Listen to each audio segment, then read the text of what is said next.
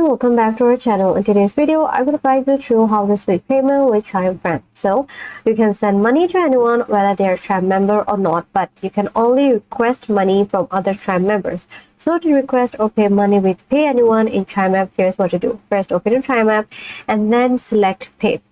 Now, this will take you to their next page. You can tap either request or pay. Now, let's say I want to pay my friend. Now all I have to do is enter my account that I want to pay.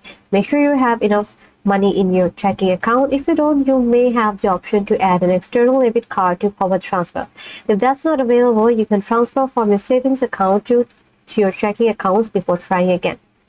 Now I'm going to pay $5.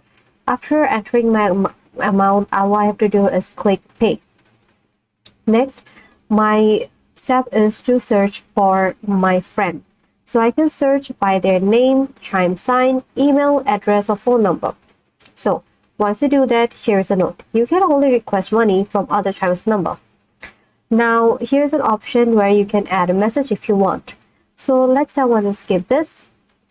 And if you want, you can write something like pay for pizza or home dinner or whatever. So once you just type your message, all I have to do is click continue. And here in the last page, you can review your message from here. So once you check your amount, your to, from, and everything, all you have to do is click pay.